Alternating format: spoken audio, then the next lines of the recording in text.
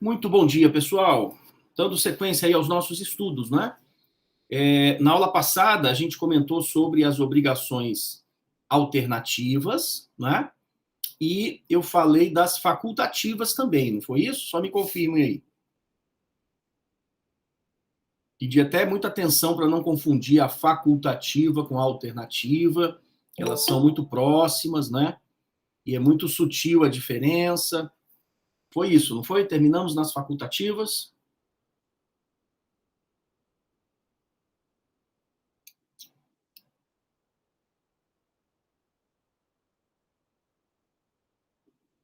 Muito bem. Acho que ninguém me respondeu, mas acho que foi, né? Bom, vamos fazer o seguinte. Aula de hoje a gente entra nas obrigações divisíveis e indivisíveis, dando sequência aí com as obrigações do Código Civil. Depois das alternativas, o legislador, a partir do 257, ele vai falar das obrigações divisíveis e indivisíveis. Então, essa é uma outra classificação. A gente já viu que as obrigações podem ser dar, fazer, não fazer. A gente viu que elas podem ser simples, cumulativas, né, alternativas ou facultativas. E agora, numa outra classificação, quanto à divisibilidade do seu objeto, as obrigações podem ser divisíveis ou indivisíveis. E, pessoal, o conceito de uma obrigação divisível ou indivisível é muito fácil, é muito simples. A obrigação vai ser divisível quando o seu objeto for divisível. Olha que coisa mais simples, né? E ela vai ser indivisível quando o seu objeto for indivisível. Só lembrando que a gente tem que trazer o conceito da divisibilidade lá da parte geral, né? Lembra que a gente estudou os bens divisíveis e indivisíveis, né? Bens divisíveis são aqueles que podem ser fracionados sem perda da sua essência, né?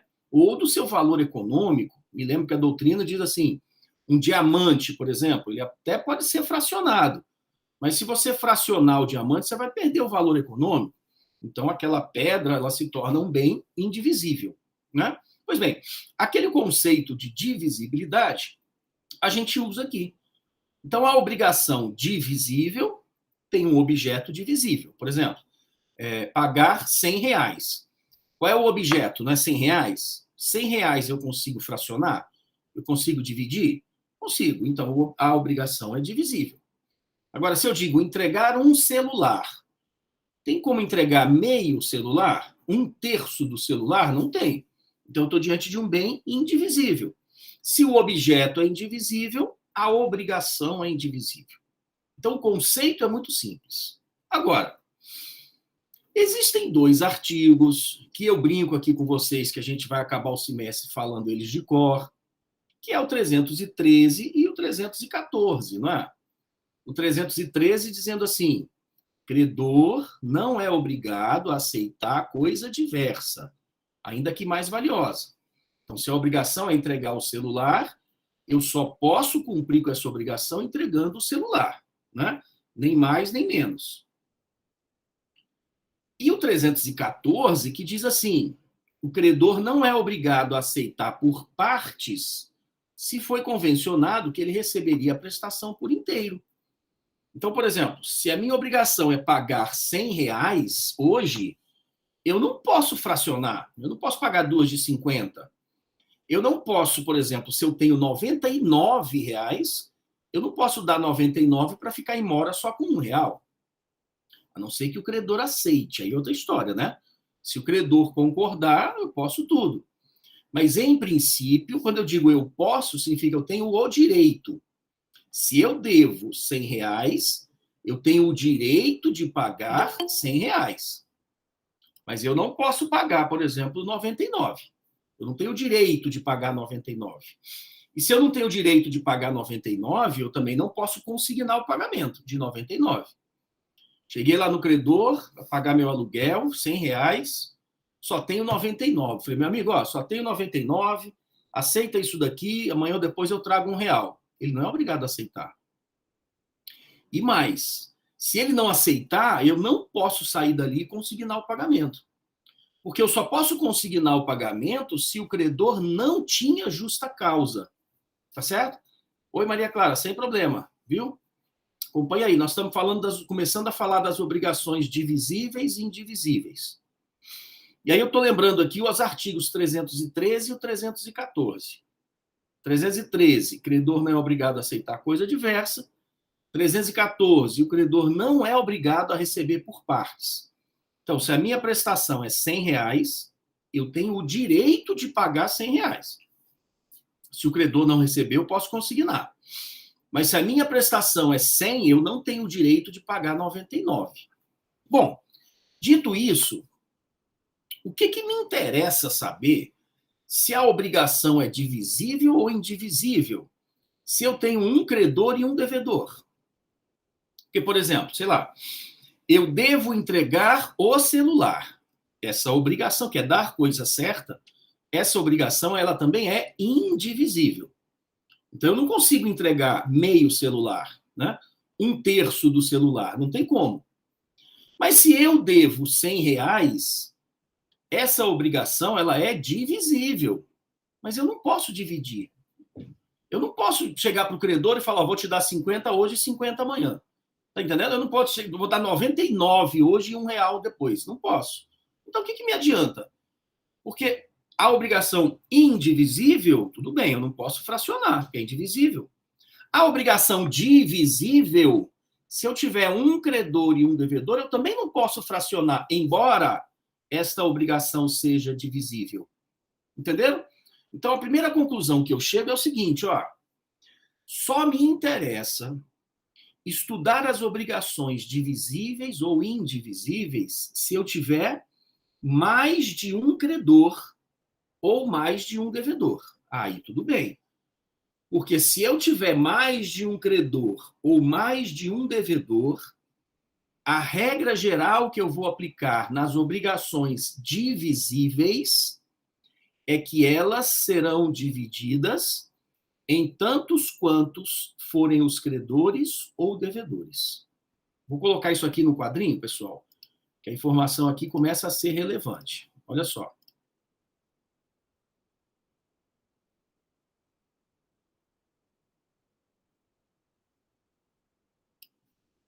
Muito bem.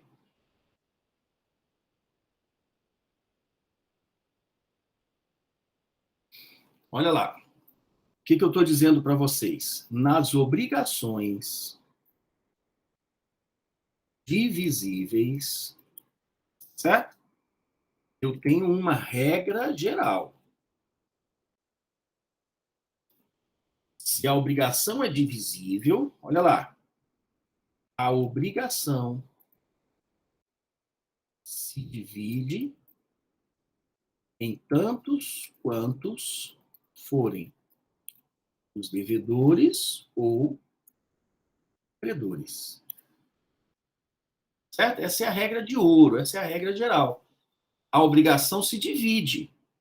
Se eu tiver um devedor e um credor, não tem como dividir. Mas se eu tiver 2, 3, 4 devedores, a obrigação, se for divisível, ela se divide em tantos quantos credores ou devedores existirem. Pessoal, se vocês forem para o artigo 257 do Código Civil, vou até botar aqui, ó, artigo 257 do Código. O que o legislador vai dizer no 257? Olha, havendo mais de um devedor ou mais de um credor em uma obrigação divisível, esta presume-se dividida em tantas obrigações, iguais e distintas, quantos os credores ou devedores. Essa regra, pessoal, é a regrinha do concurso partes fium. Concurso partes fium. A regra do concurso é assim mesmo, hein? Sem S, tá? Concurso partes fium. Eu não tenho uma tradução literal para essa expressão, mas dá uma ideia de divisão em partes iguais, né? Concurso partes fium. Dividir em partes iguais, alguma coisa nesse sentido. Mas essa regra do concurso partes fium é exatamente a regra de que, se eu estou diante de uma obrigação divisível, ela se presume dividida em tantos quantos credores ou devedores existirem. Tudo bem até aí?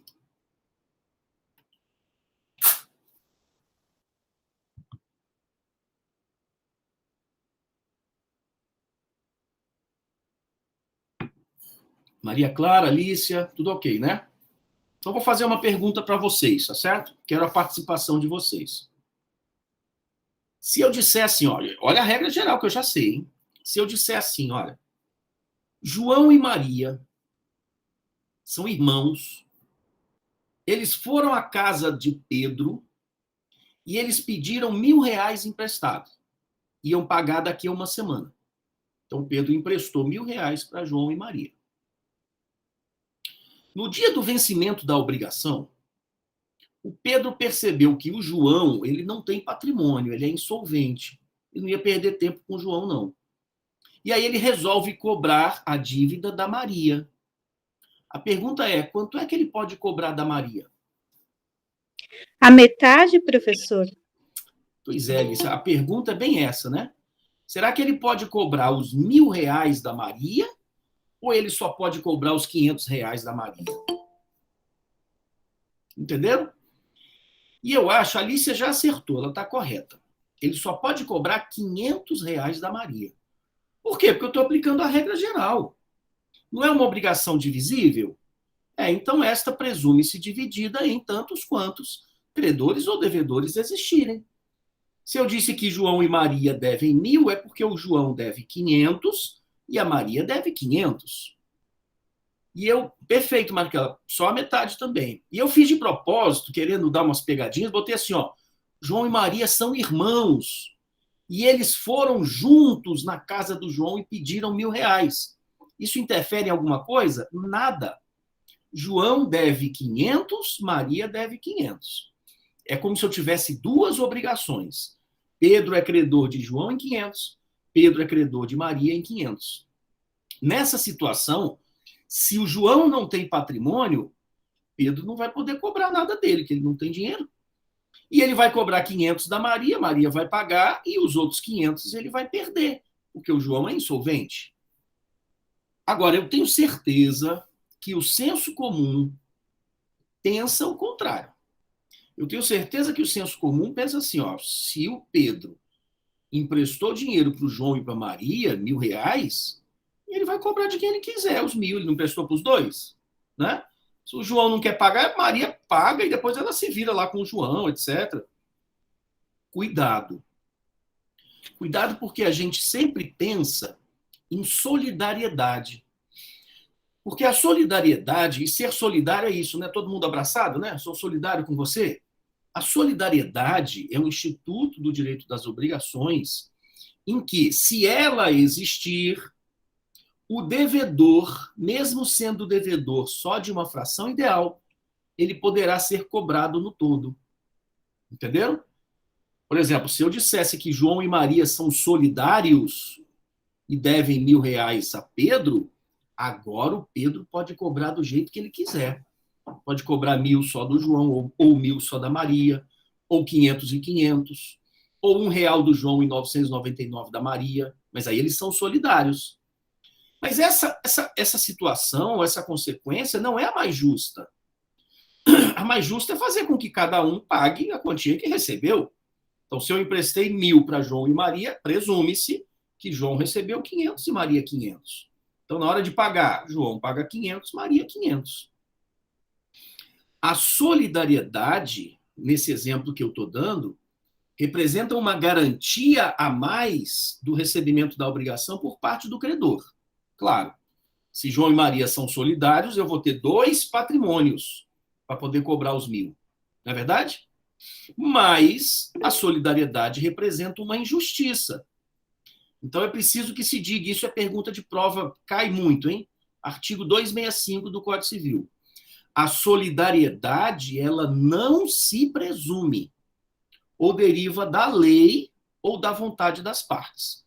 Então, para eu ter uma obrigação solidária, ou está previsto na lei, ou está previsto no contrato. Tá ok? Oi, Leonardo, diga lá. Professor, mas tipo assim, essa solidariedade que você está falando tem que partir no caso de João e Maria, né? Porque, por exemplo, digamos que eles sejam pai e filho.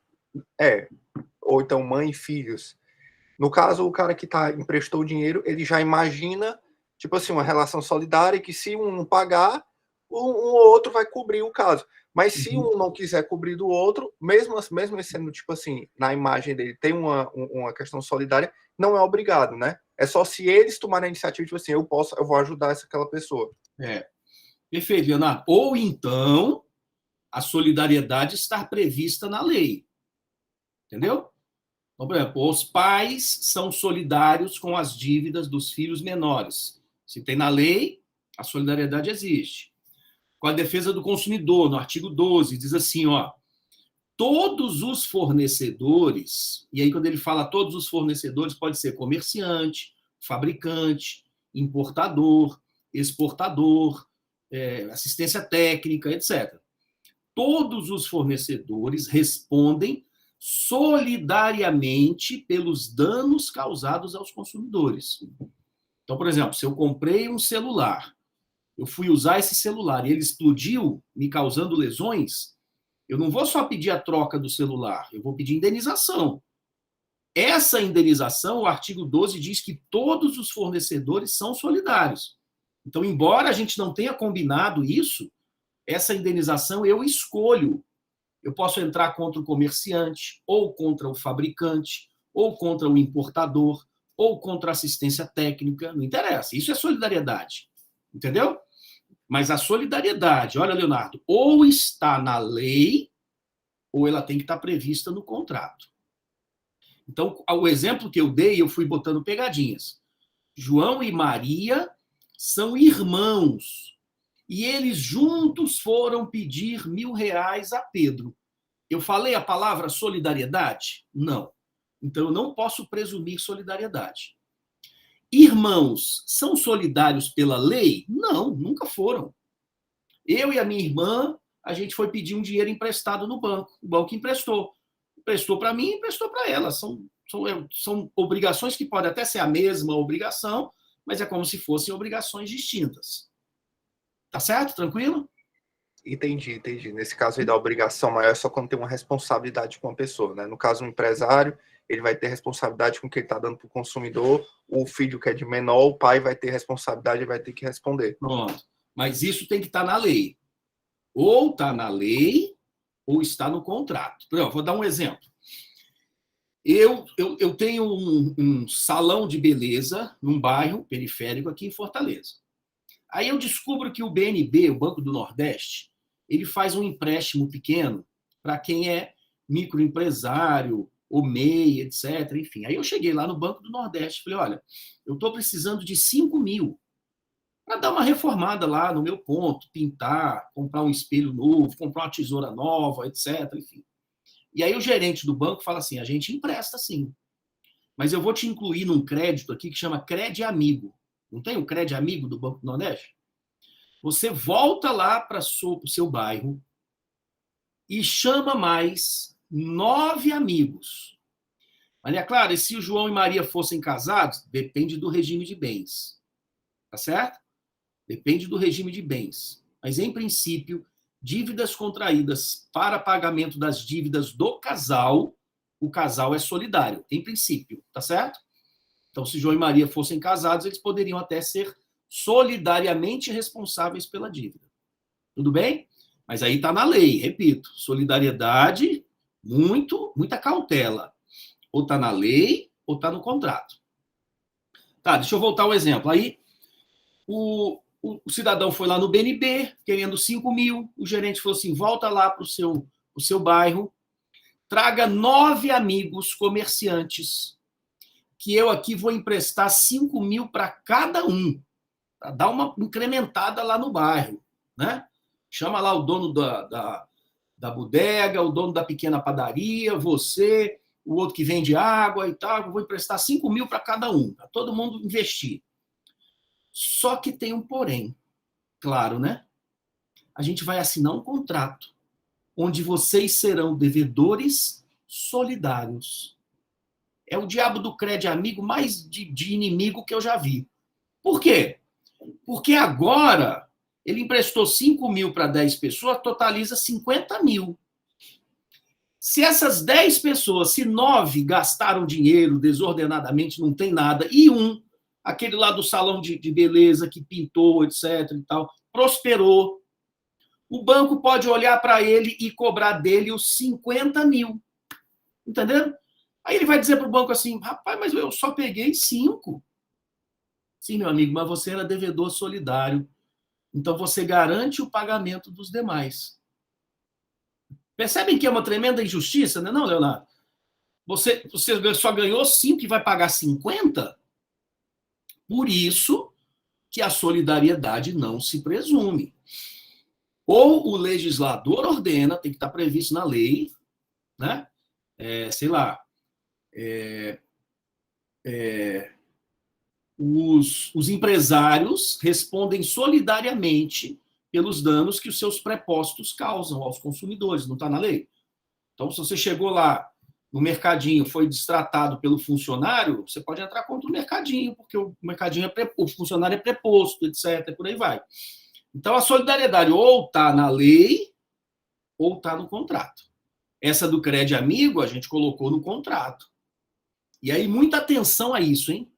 Se eu disser, João e Maria, irmãos, foram à casa do Pedro e pediram R$1.000 emprestado, não toquei na palavra solidariedade, João deve 500, Maria deve 500. Tá certo? Eu não preciso falar solidariedade, eu posso dizer em outras palavras, eu também não preciso ser sacramental, não. Posso dizer, João e Maria se obrigaram em conjunto ao pagamento de R$1.000, por exemplo, né? Eu já estou dizendo que eles são solidários. Então, muita atenção. Mas se eu não falar nada disso, João deve 500, Maria deve 500. E esta é a regra geral, hein, pessoal? Então, se eu puder dividir nas obrigações divisíveis, se eu puder dividir, tiver mais de um devedor ou mais de um credor, divida. Essa é a regra geral. Pode ser credor também, não é? Eu posso dizer assim, João e Maria emprestaram para o Pedro R$1.000. Na hora do Pedro pagar essa dívida, ele vai pagar 500 para o João e 500 para a Maria. Se o João sozinho quiser cobrar a dívida, ele cobra só 500. Ele não pode cobrar os 1.000, porque ele é credor só de 500, Maria é credora só de 500. Perazzo, e se você disser que João e Maria são credores solidários, que também pode? Aí, nessa situação, o João ou a Maria, quem cobrar primeiro, pode cobrar os 1.000. Tá certo? Então, vejam que a solidariedade, aí eu estou só adiantando um pouquinho a matéria, porque solidariedade que vai ser uma aula, ou várias aulas importantes, a gente começa a falar dela na próxima aula, próxima semana. Mas só adiantando, então, que a solidariedade pode ser com vários devedores, onde qualquer um dos devedores vai ser responsável pelo todo, o exemplo do Crédito Amigo, ou vários credores, onde qualquer um dos credores vai poder cobrar o todo. Tá certo? Tranquilo? Professor, Oi. por exemplo, eu vejo muitos casos aqui no interior. A pessoa é de maior, não tem emprego, vai num comércio, aí compra, não paga, e o comerciante vem cobrar os pais. Tudo errado. Tá certo? Se a pessoa é maior de idade, né? E ela fez uma dívida, quem responde é ela. Os pais não são responsáveis pelas dívidas dos filhos maiores. Tá certo? Não há nenhuma solidariedade prevista em lei. O cidadão, na hora que ele for emprestar o dinheiro ou vender, ele poderia falar o seguinte, olha, eu vendo, mas chama lá o seu pai para ser devedor solidário contigo, a gente coloca no contrato. Ou então, chama o seu pai para ser o seu fiador, também é possível, entendeu? Devedor solidário, fiador, um avalista em títulos de crédito, tudo isso representa garantia a mais do recebimento da obrigação por parte do credor. Agora, não tem nada disso, o pai não é responsável pela dívida contraída do filho maior, de forma alguma. Né? O problema no interior é que tem muito disso, de todo mundo achar que conhece tudo. Né? Não dava aquele exemplo? Que a velhinha foi lá comprar o fogão, a loja entregou o fogão, ela levou para a fazenda, no dia seguinte ela não paga a dívida, não para um caminhão lá para pegar o fogão de volta. Está tudo errado, né? Isso é crime. E mesmo que a loja, se fosse entrar na justiça, não teria uma ação para ir buscar o fogão de volta. Lembra das nossas conversas Lembro, sim. no começo do semestre? O problema é que muita gente acha que tem o direito, é o meu, já sei, na verdade, não tem, né? Essa é a diferença de estudar o direito, né, e fazer o direito como ciência, né? E não aquelas Professor, pois no meu interior isso antigamente, né? Hoje não. Era tão comum que eu pensei que era correto o povo fazer recolhimento de mercadoria. Não pode, né? Jaqueline, vou te dar outro exemplo que acontece no interior, muito comum. Cidadão está devendo. Foi lá aquela senhora que foi comprar o fogão. Aí não pagou. 5h30 da manhã, ela acorda para tirar o leite, etc. e tal, e coloca o radinho no AM lá da cidade, né? Aí o radialista fala: atenção, senhora fulana, o gerente da loja tal lhe chama para pagar o débito do fogão. Venha o mais rápido possível. Não tem muito isso no interior? Tem. Isso é dano moral. A cobrança de dívidas ela não pode ser feita onde um terceiro tenha conhecimento, tenha acesso. Então, isso já gera dano moral. O artigo 42 do CDC diz que a cobrança de dívida deve ser feita de forma a não importunar, a não vilipendiar o consumidor, a não expô-lo a ridículo, nem a nenhum tipo de constrangimento, etc. Qualquer cobrança que você faz, onde uma terceira pessoa tem acesso a isso, isso redunda em dano moral. E no interior, o que mais tem? No livro da Ada Pellegrini, Ulisses, só um pouquinho, olha só falar isso eu passo a palavra. No livro da Ada Pellegrini, que é o Código Brasileiro de Defesa do Consumidor, comentado pelos autores do anteprojeto, excelente livro, é a Bíblia do Direito do Consumidor, inclusive indico quem quiser comprar. É Ada Pellegrini e outros, né? Que foram todos os autores do anteprojeto. Kazuo Watanabe, ela, José Geraldo Brito Filomeno e tal, só uma pessoa boa. E aí eles contam, eu não sei quem comenta essa parte de cobrança de dívidas, mas ele conta que tinha um interior, não do Ceará, acho que era lá de Minas, não sei, São Paulo, onde o cobrador, olha só o trabalho que ele fazia, o cobrador, que era com cidadezinha pequena, todo mundo sabia que ele era o cobrador. E ele trabalhava geralmente dia de sábado. E no dia que ele ia cobrar, ele se vestia todo de vermelho e ele saía a pé. E aí eu fico imaginando a cena, né? O cidadão andando por dentro da pracinha ali do interior, a pé de vermelho, aí todo mundo, eita, vai cobrar, vai cobrar. Aí passa em frente à casa de um, eita, não foi. Aí vai andando mais um pouquinho, eita, também não é. Aí na terceira casa ele entra, toca a campainha, aí todo mundo, eita, seu fulano está devendo, etc. e tal. Isso gera dano moral, claro que gera, né? E era uma conduta que tinha no interior, está no livro, inclusive, esse da Ada Pellegrini e outros. Oi, Lícia, diga lá. Professor, e no caso, por exemplo, em escola, né? O pai está devendo a mensalidade da criança, do menor. Aí os pais, no caso, foram para fora e o filho, no caso, está com os avós. Aí os avós é que ficam responsáveis pela dívida ou só o que está no contrato mesmo? Só o que está no contrato. Tá certo? Não pode se cobrar dos avós, Não, mesmo que os avós estão com a guarda do neto. Não, de forma alguma. Certo. O avô tem a guarda do neto, isso é uma coisa. O avô pode ser condenado a pagar alimentos se os pais não tiverem, isso é outra coisa. Agora, o colégio do neto, quem fez o contrato foi o pai. Está no nome dele. Então, o colégio tem que cobrar do pai. Entendeu? O colégio fez o contrato no nome do pai e da mãe, os dois. Pode cobrar dos dois.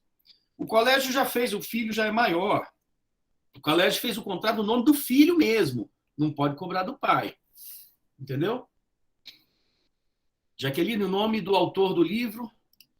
O livro chama assim, ó, Código Brasileiro.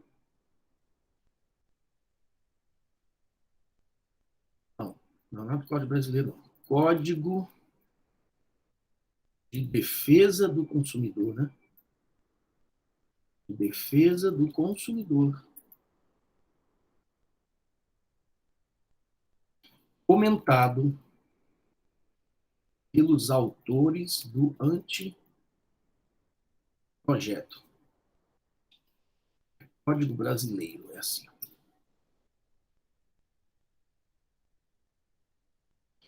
Código Brasileiro de Defesa do Consumidor, comentado pelos autores do anteprojeto. Pronto. Essa aí é a Bíblia do direito do consumidor no Brasil.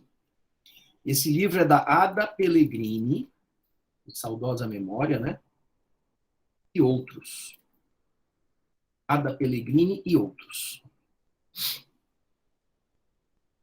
Fora esse livro, que é o Código Brasileiro de Defesa do Consumidor, comentado pelos autores do anteprojeto, a gente tem uma autora, que é a Cláudia Lima Marques. Não sei se vocês já devem ter ouvido falar.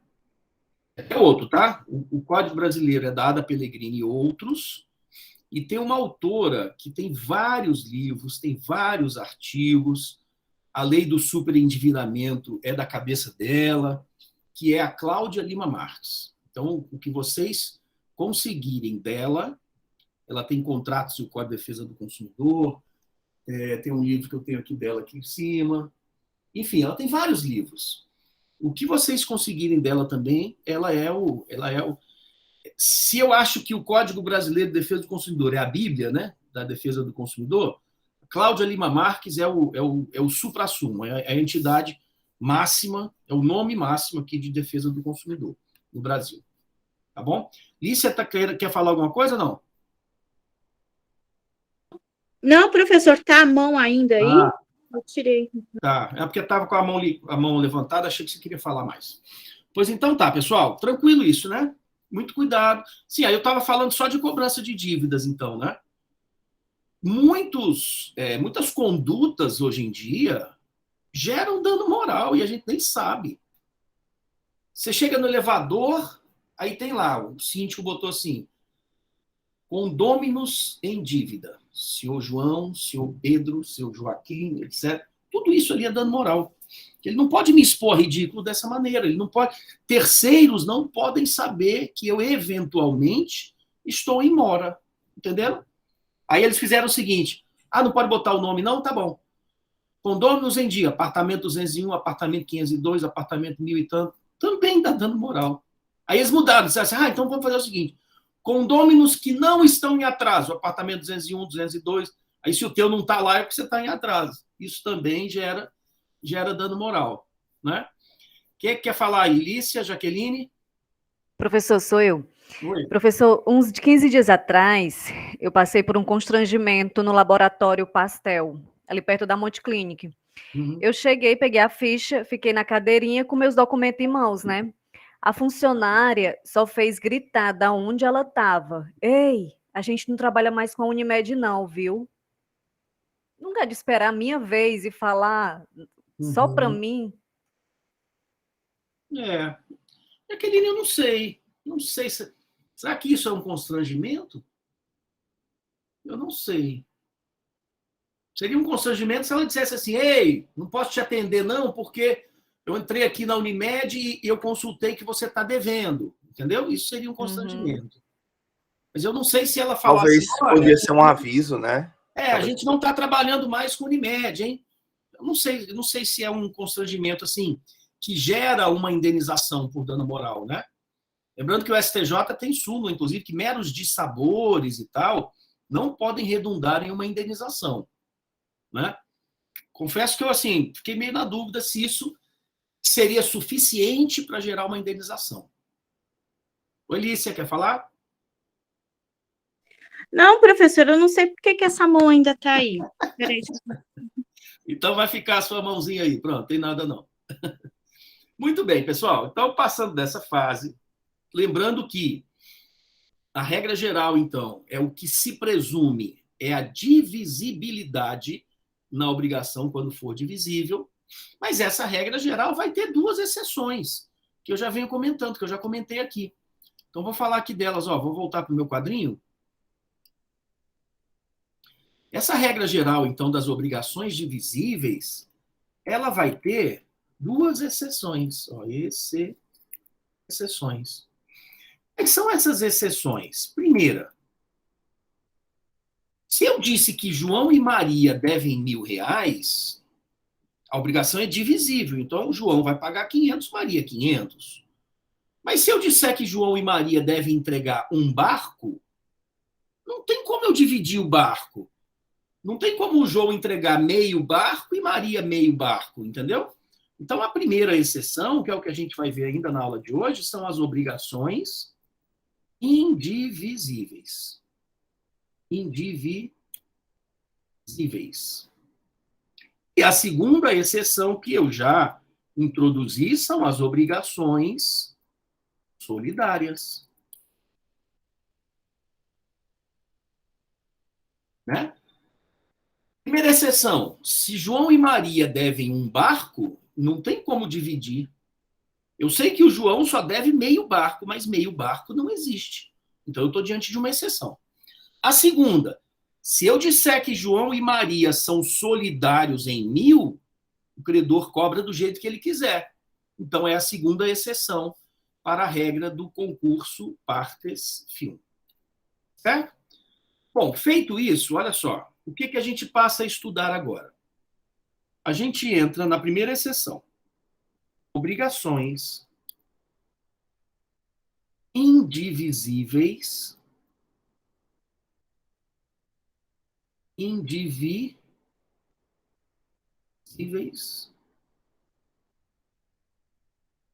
Assim, né?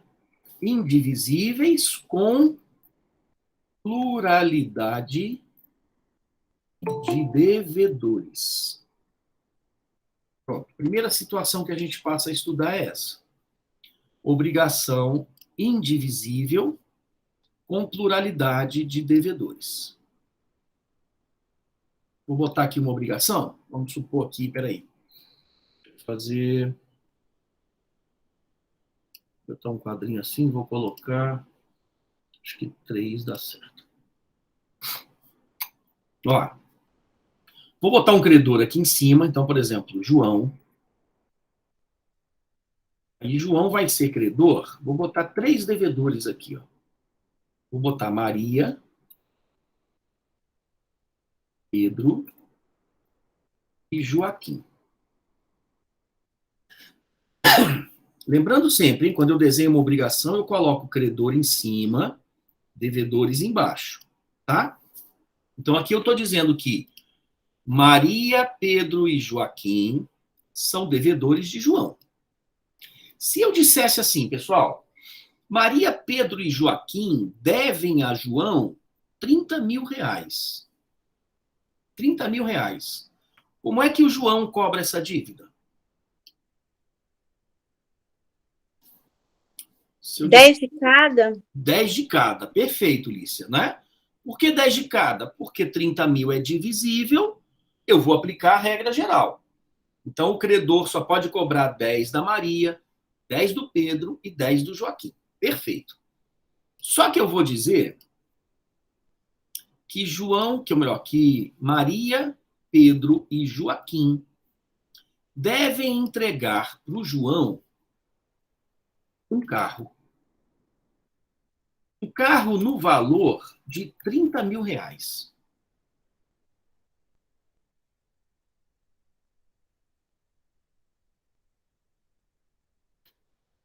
Pronto, tá aí. Olha só, o objeto. Maria, Pedro e Joaquim devem entregar um carro no valor de R$ 30.000 para o João. E agora? Apenas é fácil. O carro não é 30.000?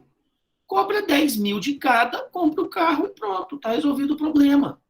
Mas, pessoal, pelo 313 e o 314, aqueles 2 artigos que eu levantei logo no começo da aula, o credor não é obrigado a aceitar coisa diversa.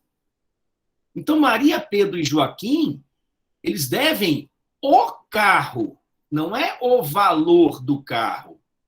Então, o legislador tinha que achar outra saída para isso. Entenderam? Na verdade, Maria deve 1/3 do carro. Mas 1/3 não existe. Né? Pedro, idem. Pedro deve 1/3, não é do valor, não, hein? 1/3 do carro.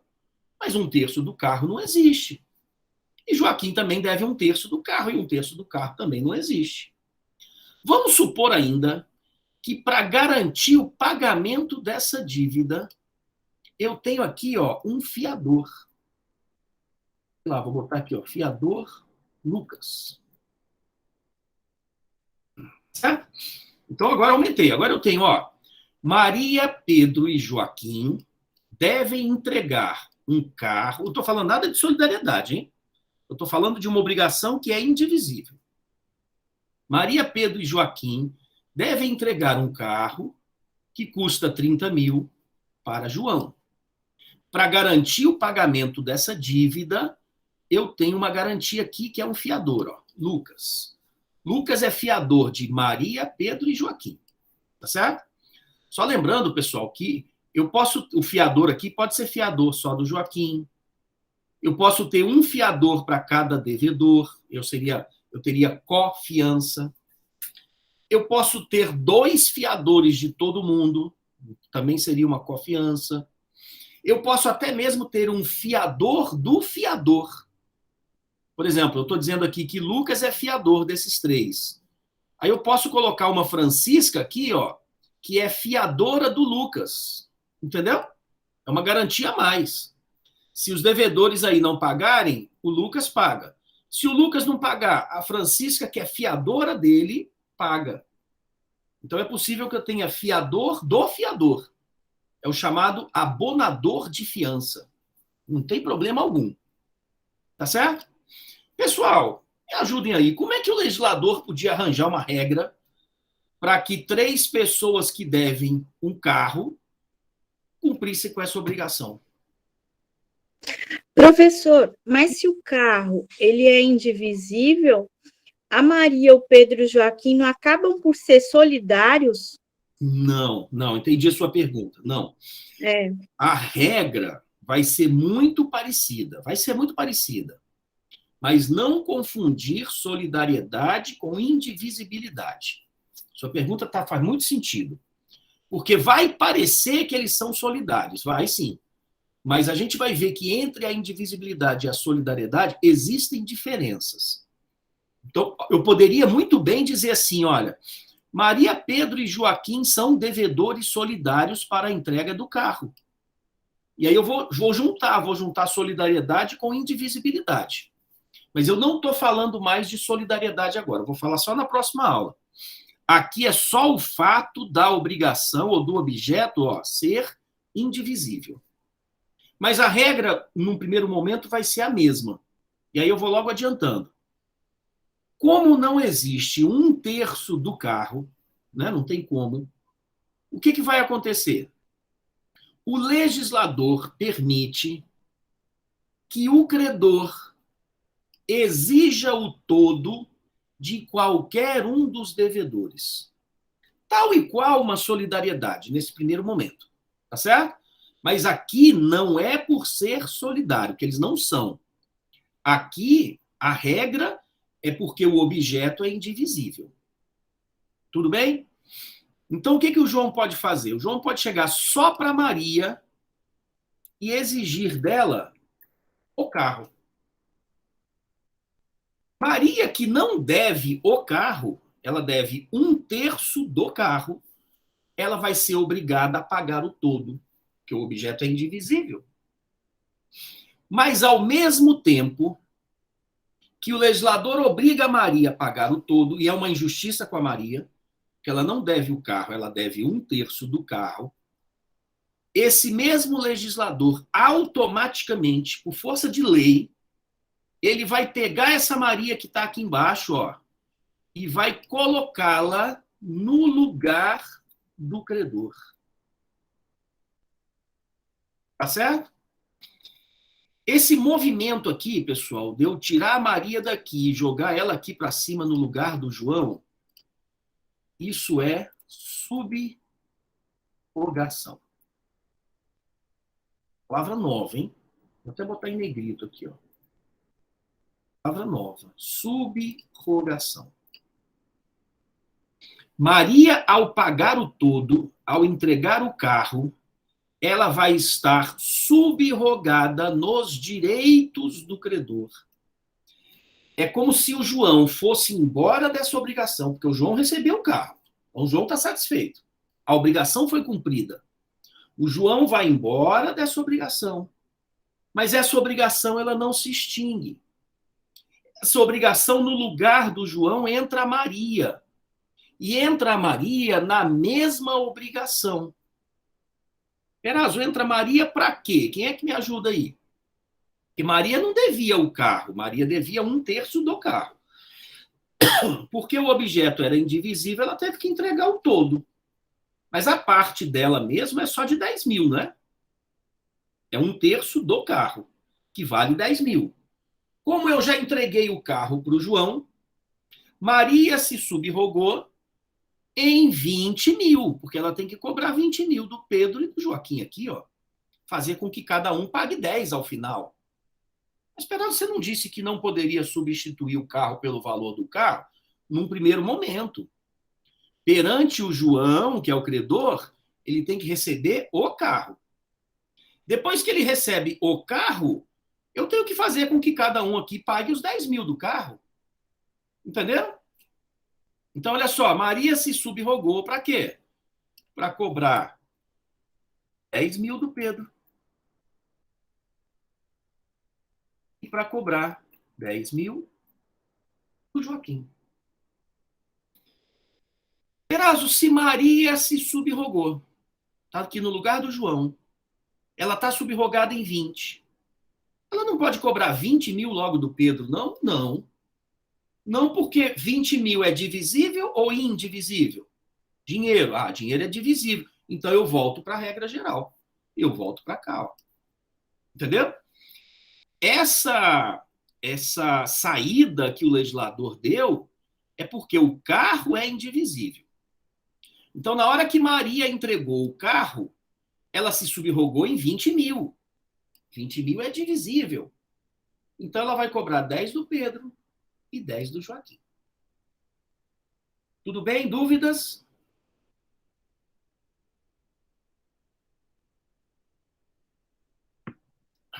Perazzo, qual que é a diferença? Por que o legislador não disse assim, ó, Maria, ao pagar o todo, surgirá uma nova obrigação onde ela vai ser credora do Pedro e do Joaquim. Entenderam? Por que ao invés de criar uma nova obrigação, o legislador optou pela subrogação? Essa palavra é importantíssima para nós, hein? Por que o legislador optou por subrogação? Porque subrogação nada mais é do que substituição. Na hora que eu coloco a Maria aqui no lugar do João e eu conservo essa obrigação aqui, ó, Maria, além de cobrar do Pedro e do Joaquim, terá ao seu dispor a garantia do fiador. Entenderam que interessante? Se eu criasse uma nova obrigação, onde Maria fosse a nova credora, etc. e tal, eu perdia fiador. Eu estou criando uma nova obrigação.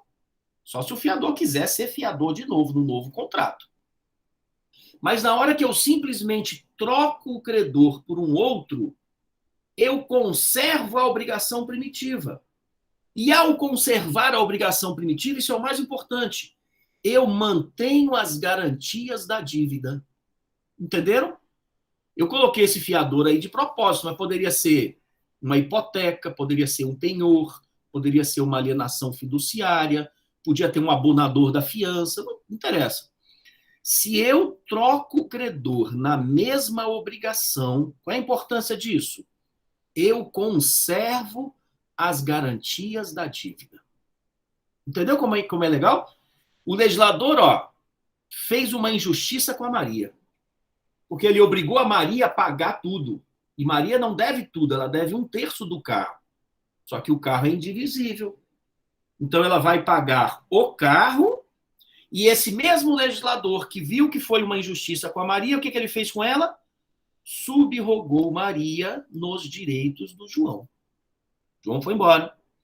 No lugar do João entrou a Maria na mesma obrigação. Maria está subrogada em 20. Então ela vai cobrar 10 de Pedro e 10 do Joaquim. E se eles não tiverem patrimônio? Ela tem o fiador, e do fiador ela pode cobrar 20. Porque o fiador era fiador dos 3, lembra? Então aqui Lucas continua sendo fiador de Pedro e Joaquim. Então do fiador, se ela quiser, ela cobra 20. E o fiador, ao pagar os 20, o que acontece com ele? Uma palavra que a gente não tinha falado ainda, que hoje eu já estou falando demais. O que acontece com o fiador ao pagar os 20? Ele se subroga nos direitos do credor. Ó, vem para cá. Para cobrar 10 aqui e 10 aqui. Entenderam? O fiador, ao pagar o todo, também se subroga.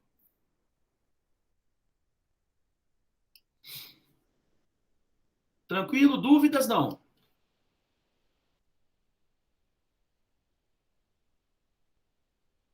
Tudo certo? Professor, então, o fiador, ele sempre subroga? Sempre.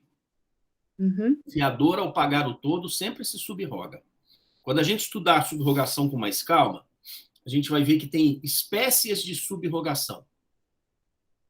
Isso vai estar no 346 e no 347 do Código Civil. O 346 são as hipóteses legais de subrogação. Dentre elas, o inciso 3º do 346 diz assim: haverá subrogação do terceiro interessado que paga a dívida pela qual era ou podia ser obrigado no todo ou em parte. O fiador, ele é um terceiro, chamado de terceiro interessado. A gente vai estudar isso com calma depois. Por que interessado? Porque ele tem interesse em pagar a dívida, porque se o devedor não pagar, quem vai pagar é ele. Se o devedor não pagar no vencimento, amanhã ou depois ele vai pagar com juros, com multa, etc. Enfim. Então ele é um terceiro interessado. Todo pagamento feito por um terceiro interessado haverá subrogação. Tá certo? Por exemplo, devedor de obrigação indivisível. Ele deve 1/3 do carro, dá o exemplo da Maria. Nos 2/3, a Maria é um terceiro interessado. Por isso que ela se subroga em 2/3. 1/3 é dela, o que ela deve. 2/3, terceiro interessado, que eu vou cobrar tudo de você. Entendeu? Então, sempre que o pagamento for feito por um terceiro interessado, haverá subrogação. Maria Clara, explica o final novamente. Vamos lá. Vou voltar para o meu quadrinho, então, ó. O que eu disse aqui? Vou tentar fazer um resuminho.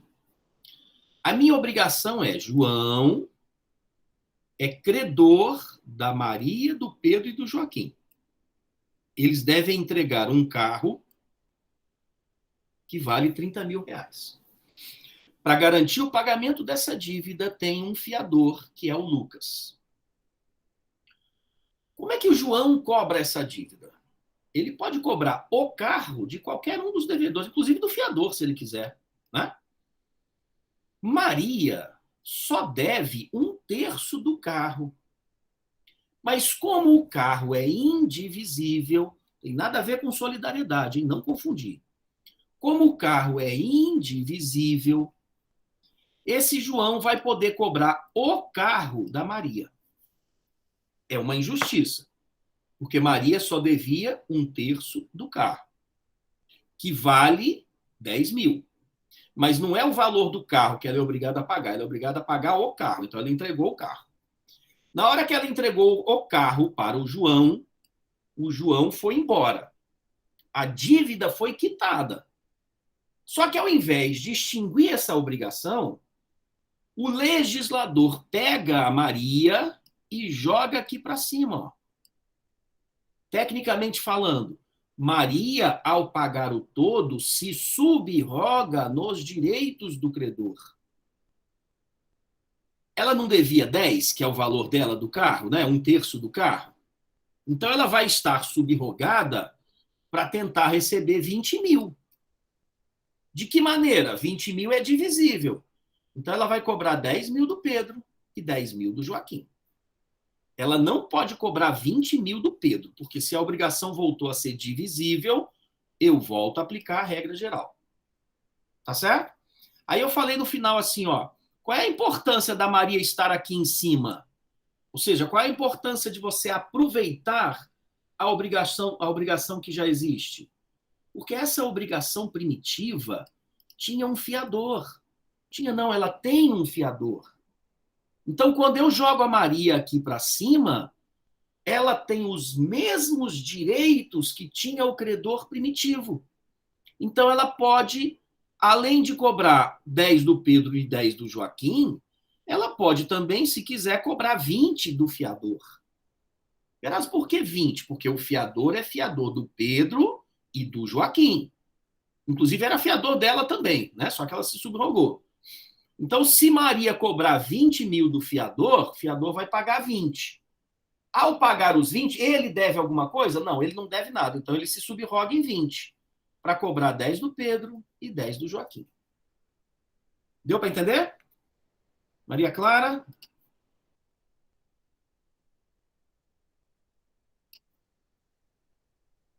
Tranquilo? Joia. A sala de hoje é bom que a gente começa a tocar em pontos mais sensíveis do direito das obrigações, né? A gente vai saindo do beabá, de obrigação de dar, fazer, etc. Enfim.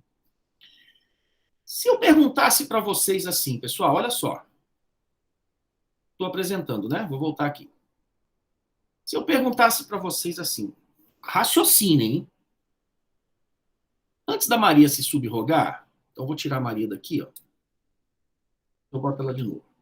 João é credor do carro e os devedores são Maria, Pedro e Joaquim. Se eu dissesse assim, olha, antes do cumprimento da obrigação, houve a perda do objeto com culpa de todos os devedores. Perda do objeto com culpa dos três. Como é que fica a obrigação?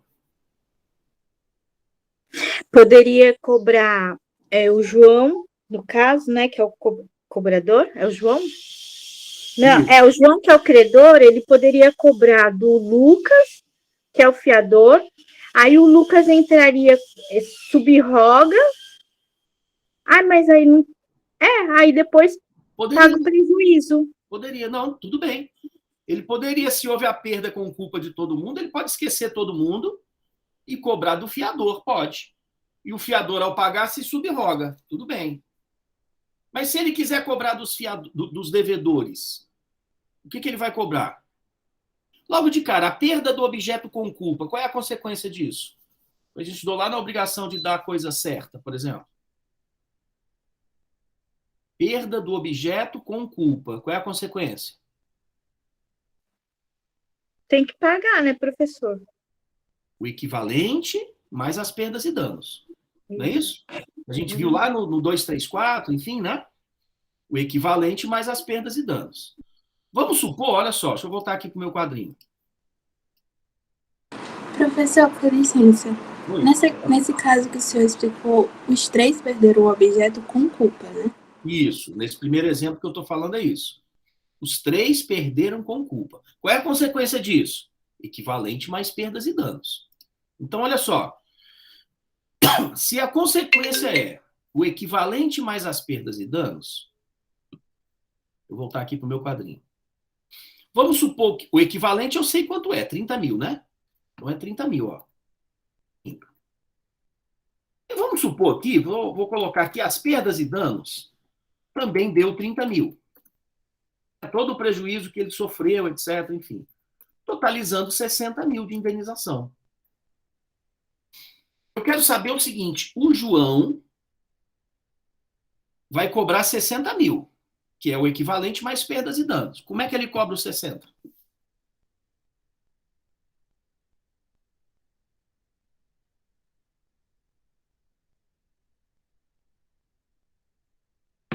Professor, repete essa pergunta, por favor. Repito, vamos lá. Olha só.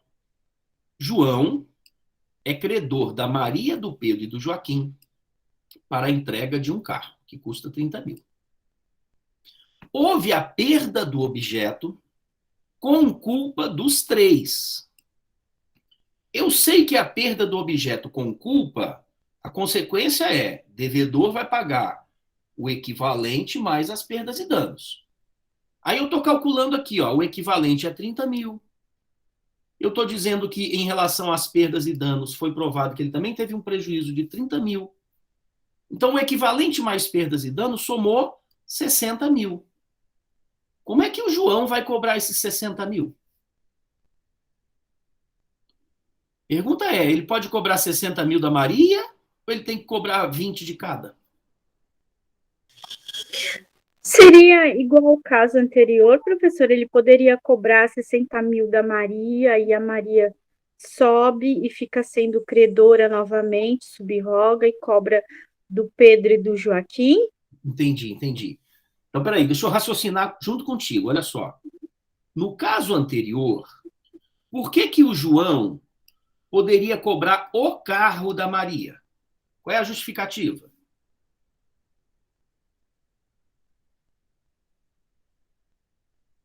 Por que o O João... carro é indivisível. Porque o carro é indivisível, não é isso? Ah, agora é em espécie, aí pode ser dividido, pode cobrar 20 mil de cada. Pronto, Então, nesse exatamente. caso, ele não podia cobrar o carro. Não, o carro Ou não existe o valor mais, inteiro né? para uma pessoa. O carro se perdeu. Qual foi o prejuízo causado? 60 mil. Só que o carro se perdeu por culpa dos três. Como é que ele cobra os 60 mil? 20 Ele mil tem de que ver cada. 20 mil para cada. Por que 20 de cada? Porque eu voltei para a regra geral. A regra geral não foi aplicada num primeiro momento, porque num primeiro momento era entregar o carro. Entenderam? Entregar o carro não tem jeito. Maria vai pagar o carro e se subroga. Quando houve perda do carro com culpa de todo mundo, o prejuízo foi 60. Como a culpa é de todo mundo, eu vou cobrar os 60 de todo mundo. Mas eu volto a aplicar a regra geral. 20 da Maria, 20 do Pedro, 20 do Joaquim. Entenderam? Deu para compreender, não é? Então tem uma informação importante que eu queria até que vocês anotassem aí. Está na lei, inclusive. Perde a qualidade de indivisível a obrigação que se resolver em perdas e danos. Essa afirmativa é até óbvia, né? Perde a qualidade de indivisível a obrigação que se resolver em perdas e danos. Essa afirmativa é óbvia por quê? Porque quando eu vou para as perdas e danos é dinheiro. Dinheiro é divisível. Então perde a qualidade de indivisível. Entenderam? Perde... Professor, e o mesmo acontece no caso com o fiador Lucas, né? Se o João pede esses 60 mil diretamente para o Lucas e o Lucas paga, e ele vai entrar como subrogar, ele não pode exigir que Maria pague os 60 mil inteiro, ou o Pedro tem que cobrar de cada um, né? As partes. De cada, exatamente, perfeito. Se o João quisesse cobrar os 60 do fiador, pode. Porque o fiador é fiador da Maria, do Pedro e do Joaquim. Então ele pode cobrar 60 mil do fiador. Fiador, ao pagar os 60, para onde é que ele vai? Ó, se subroga. Mas para quê? Para cobrar 20, 20 e 20. Perfeito. Entendeu? Vou botar a Maria aqui em cima de novo, né? Para quando eu salvar o quadro, ficar ela aqui subrogada. Pessoal, e se eu dissesse assim, só para a gente terminar, e se eu dissesse assim, olha, antes do cumprimento da obrigação, houve a perda do carro com culpa só do Joaquim. E agora? Antes do cumprimento da obrigação, houve a perda do objeto, mas a culpa agora é só do Joaquim. Só botar a cabeça para funcionar. Culpa só do Joaquim, então só ele vai responder pelo equivalente mais perdas e danos. Mas só um pouquinho, olha lá. Para Pedro, a obrigação está resolvida. Para Maria, a obrigação está resolvida. Mas se eles tivessem recebido o valor do carro, que eles estão vendendo o carro para o João, eles têm a obrigação de entregar o carro, se eles tivessem recebido o valor, Maria recebeu 10, Pedro 10, Joaquim 10. Resolver a obrigação para Maria é fazer com que ela devolva os 10 para o João, né? Então Maria devolve os 10. Resolve para o Pedro, então Pedro devolve os 10 para o João. Para o Joaquim, é o equivalente mais perdas e danos. Então, ele vai responder pelos 10 mais os 30, que são as perdas e danos. Entendeu? Se houver a perda do objeto com culpa só do Joaquim, ele vai responder pelos 10 que ele recebeu, que seria o equivalente, ou o terço do equivalente, mais os 30, porque só ele responde pelas perdas e danos. Para Maria e Pedro, a obrigação está resolvida. Perazzo, e se eles não tivessem recebido nada? Aí ficou até mais fácil. Maria não responde com nada, Pedro não responde com nada, Joaquim responde com os 30, que são as perdas e danos. Tranquilo?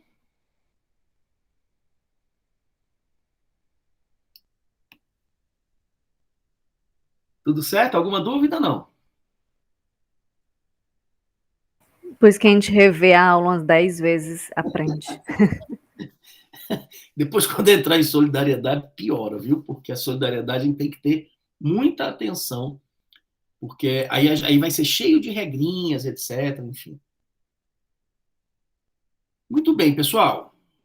E se eu fizesse o contrário? Eu não ia nem falar isso agora, não, mas eu prefiro falar isso agora para deixar só solidariedade para a próxima aula, para a gente não misturar os assuntos. Se fosse o contrário agora, olha só. Se eu estiver diante de uma obrigação, então vou botar a mesma coisa, ó. Obrigações indivisíveis. Só que a pluralidade agora, ó, com pluralidade de credores. Poxa, agora trocou, né? Agora são vários credores. Vou fazer aqui a mesma tabelinha. 1, 2, 3, né? Fazer a mesma tabelinha aqui, ó. Tá aqui embaixo, vai ficar numa nova página. Agora eu vou botar o João como sendo o devedor, ó. João. E João agora é devedor da Maria, do Pedro e do Joaquim. Eles vão ser credores. Ó, Maria, Pedro e Joaquim. Vamos com calma, pessoal. Se eu dissesse que João deve 30 mil para Maria, Pedro e Joaquim, como é que esses três cobram a dívida? Se eu disser que João deve 30 mil para Maria, Pedro e Joaquim, como é que eles cobram a dívida? 30 mil é divisível. Divisível, eu aplico a regra geral. Maria só cobra 10, Pedro cobra 10, Joaquim cobra 10. Tá certo? Só que João deve entregar um carro, vou botar o carro de novo, ó, valor de 30 mil. João deve entregar o carro para Maria, Pedro e Joaquim. Pessoal, vou aplicar o mesmo raciocínio, hein? Carro é indivisível. Maria só é credora de 1/3 do carro. Mas 1/3 do carro não tem como ela exigir. Então, se eu aplicar o mesmo raciocínio, o João vai entregar o carro para Maria e Maria vai ser a nova devedora, botar ela aqui embaixo, ó, do Pedro e do Joaquim. E cada um vai cobrar 10 mil dela. Ela recebeu o carro por inteiro, né? Isso se eu aplicasse o mesmo raciocínio. Mas eu não posso. E eu não posso por uma razão muito simples. Olha só. Em uma obrigação civil, você trocar o credor, que é subrogação, é muito simples. Porque, por exemplo, se eu devo 10 mil reais à Caixa Econômica, se eu trocar a Caixa Econômica pelo Banco do Brasil, problema nenhum. A minha obrigação continua a mesma, pagar 10 mil reais no dia X. Não mudou nada. Tanto que quando eu mudo o credor, eu conservo as garantias. Foi isso que a gente estudou. O fiador continua sendo fiador. Agora imagina se eu devo 10 mil reais para a Caixa Econômica e eu quero sair dessa dívida e colocar a minha irmã para ser a nova devedora. Pessoal, isso só é possível se a Caixa Econômica quiser, se ela concordar expressamente. Porque a Caixa Econômica, quando emprestou dinheiro para mim, ela emprestou dinheiro, ela analisou meu contra-cheque, onde eu trabalho, viu se meu nome estava no SPC, viu se eu sou bom pagador, analisou o patrimônio que eu tenho. Ela falou assim, não, eu vou emprestar para o Perazzo. Eu sei que ele vai me pagar. Aí eu saio e a minha irmã entra no meu lugar? Qual é a garantia que o credor tem em relação à minha irmã, que ele nem conhece? Entenderam? Então, o que eu quero discutir com vocês é que modificar o polo ativo, trocar o credor, é muito fácil, não tem problema algum. Agora, trocar o devedor não é tão simples assim, só se todo mundo concordar. E se eu aplicasse o mesmo raciocínio aqui, ó, na obrigação indivisível com pluralidade de credores, se eu aplicasse o mesmo raciocínio aqui, eu ia estar trocando o João pela Maria. Eu não posso fazer isso. Não como devedor. Posso mexer no credor, mas eu não posso mexer no devedor. Aí o legislador, pessoal, pasmem, o legislador ele criou uma regra para isso aqui. Só que essa regra, eu costumo brincar dizendo assim, olha, isso aqui só serve para cair em prova de concurso. Porque no dia a dia a gente não vê isso acontecer. Ele disse assim, olha, numa obrigação indivisível com vários credores, qualquer um dos credores pode exigir o todo. Porque o bem é indivisível. Então a Maria pode chegar só ela e cobrar o carro do João. Mas o João só cumpre bem com a obrigação se entregar o carro a todos em conjunto. A todos em conjunto. Olha que situação. Como é que eu vou entregar o carro a todos em conjunto? Eu vou chamar a Maria, o Pedro, o Joaquim, colocar dentro de uma casa, aí abrir a porta, pegar o carro, enfiar o carro lá dentro também, trancar a porta e deixar eles brigarem lá. Eu entreguei para os três, eles se viram, né? Ou pego os três, enfio dentro do carro e pronto, tá aí os três, né? Já é estranho isso. O Stolze, no livro dele, que a maioria da doutrina fala isso e passa batido, porque não consegue nem pensar num exemplo. O Stolze, no livro dele, Pablito, né? O Pablo Stolze, no livro dele, ele diz assim, olha, a todos em conjunto pode ser o devedor exigir o recibo assinado pelos três. Ó, eu vou entregar o carro, mas eu preciso que os três assinem aqui o recibo. Aí depois eles brigam entre eles para ver o que vão fazer com o carro. Seria uma situação. Só que o legislador continuou e ficou pior ainda depois.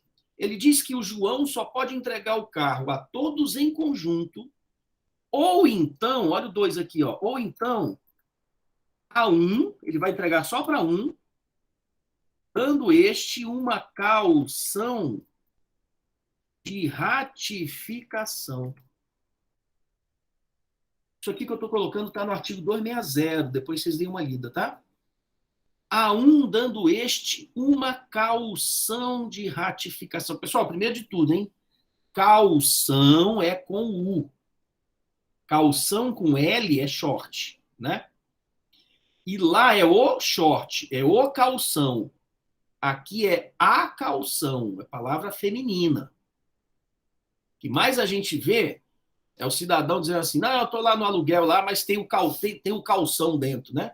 Paguei o calção. Professor, licença, pode escrever, por favor, aí no chat o nome, Pablo, o sobrenome dele? Stolze. Não conhece não, Pablo Stolze? Vou botar aqui, ó. Pablo é um juiz de direito da Bahia, um excelente civilista. Bota aí no YouTube, ele tem muitas aulas e tal. ele é muito dinâmico. Ele escreve, ele tem livro escrito com o Pamplona.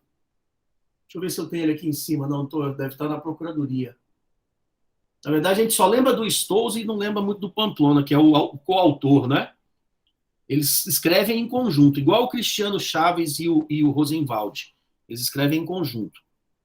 Eles têm uma coleção, inclusive, boa, muito boa de comprar pela Saraiva. Mas se quiser conhecer, coloca no YouTube, né? Vai aparecer lá as aulas do Stolze, do Pablo Stolze e tal. Ele é muito bom, um excelente professor. Tá certo? Mas aí, olha só que engraçado. O legislador diz que o João só pode entregar o carro para os 3, ou, se ele entregar para Maria, pode. Mas ele vai ter que exigir da Maria uma caução para que os outros credores, cada um receba a sua quota parte. Pessoal, caução é gênero. Caução é sinônimo de garantia. Então, o que o legislador está dizendo é assim, ó, para você entregar o carro só para Maria, você tem que exigir uma garantia dela de 20 mil. O carro não é 30? Ela só tem direito a 10. Então, como o bem é indivisível, você entrega o carro para ela, mas tem que cobrar dela 20 mil. É a garantia. E para que serve essa garantia? Para que esses dois aqui, ó, tenham certeza que cada um vai receber a sua quota parte. É a chamada caução de ratificação. Tudo bem? Agora, olha só. Eu brinco dizendo que isso aí só serve para cair em prova, né? Imagina que eu chego com a Maria Clara, combino com ela. Falei, vamos comprar um vadimeco, nós dois? A gente compra um vadimeco, eu uso quando eu estiver dando aula, quando eu não estiver dando aula você usa, vai estudando por ele, etc. Aí ela fala, vamos, tranquilo. Aí a gente está lá na Unifora, a gente vai ali no Gabriel, né? Que eu acho que nem está mais lá, tadinho, não vi mais o Gabriel. Mas a gente vai ali no Gabriel e a gente compra um vadimeco. O vadimeco custa R$100. Eu dou 50, ela dá 50. Aí o Gabriel chega para a gente e fala assim, olha, melhor vocês esperarem uns 2 dias, que está vindo a edição nova, já 2021. Melhor do que eu só tenho a 2020. Aí a gente fala, não, então a gente vai esperar. Então o que eu tenho? Ó, o Gabriel deve entregar o livro, Objeto é Indivisível, para os dois, para mim e para Maria Clara. 2 dias depois, como eu chego mais cedo na Unifora, eu fui lá no Gabriel. Falei, ô Gabriel, tudo bom? Já tem o livro? Ele falou, já. O que ele faz na prática, pessoal? Ele me entrega, eu não estou lá para receber. Quando a Maria Clara chegar mais tarde, ele vai dizer, ó, já entreguei lá para o Perazzo, viu? O livro, conversa lá com ele. Ela fala, tá ok, vou falar com ele. É isso que acontece na prática. Mas por lei, na hora que o Gabriel entregou o livro só para mim, ele pagou mal. Porque como é que ele deveria entregar? Ou para os dois, em conjunto, ou para mim, exigindo de mim uma caução de ratificação. Só que isso não existe. Imagina eu chegar lá no Gabriel, foi, Gabriel, vim pegar o livro. Ele falou, não, só entrego para você se você deixar aqui R$50. Eu vou falar para você que tá ficando doido, eu já paguei 100. Eu dei 100, a Maria Clara deu 100. Entendeu? E vai dizer, não, mas por lei, para eu entregar só para você, você tem que dar uma garantia de 50. Na prática, isso não existe, né? Agora, lembrando, hein? O direito das obrigações, quem paga mal, paga 2 vezes. Então, a rigor, se eu cheguei mais cedo lá no Gabriel, ele me entregou o livro, e eu peguei o livro, botei debaixo do braço e fui embora, sumi, a Maria Clara terá ação contra o Gabriel para receber 50. Por quê? Porque o Gabriel não podia entregar o livro só para mim, sem exigir a caução. Ou ele entregava para os dois, ou ele entregava para mim exigindo caução. Deu para entender? Na prática isso não acontece, não. Por isso que eu brinco dizendo assim, olha, o legislador criou uma regra que não tem muita aplicabilidade, né? Ninguém vê isso na prática. Tudo bem, pessoal? Tranquilo? Jaqueline, tranquilo? Rebeca, perdeu medo? Professor, essa última parte é um pouco confusa. Muito, né? Também acho. Muito. Essa última parte, Lícia, o legislador diz o seguinte: se eu e a Maria Clara, se nós somos credores de um livro, o bem é indivisível, então o Gabriel só pode entregar o livro para os dois em conjunto, ou se ele entregar para mim, ele tem que exigir de mim uma caução, uma garantia. É isso que ele está dizendo. Ele está dizendo que se eu sou devedor de uma obrigação indivisível com vários credores, eu não posso entregar o objeto só para um, porque o objeto é divisível, não tem como fracionar. Mas eu não posso entregar só para um se eu não exigir desse um uma garantia para que os demais credores possam ser satisfeitos. Entendeu? Aí, no caso, você teria que pagar a mais. Eu paguei pelo livro, aí depois eu vou pagar metade, se eu quero receber sem a Maria Clara, metade do livro. Mas, em compensação, você vai ser dona do livro por inteiro. Porque quando eu estava comprando o livro, eu paguei só metade do livro. A outra metade a Maria Clara pagou. Na hora que eu fui buscar o livro sozinho, o devedor tem que exigir de mim uma garantia. Porque o livro vai ficar só comigo, então a Maria Clara vai receber os 50 de volta. Mais ou menos então, isso. Então, na hora que você paga para o credor, não tem mais essa divisão. Minha e com meu colega, no caso. O livro passa a ser só meu. Eu não preciso mais dividir o livro. Se você recebeu sozinho, sim. Você vai ficar devedor de R$50, né? Mas, Lícia, é aquilo que eu falei. Isso gera uma certa confusão, porque na prática isso não acontece. Né? Até o exemplo fica meio insólito, né? Porque quando eu for lá no Gabriel, o Gabriel não vai chegar para mim, ô, Peraz, chegou mais cedo? Senta aí, aguarda a Maria Clara, que eu só posso entregar o livro para os dois. Era o correto fazer, não é? Mas na prática isso não vai acontecer nunca. Pelo menos eu nunca vi. Tudo bem?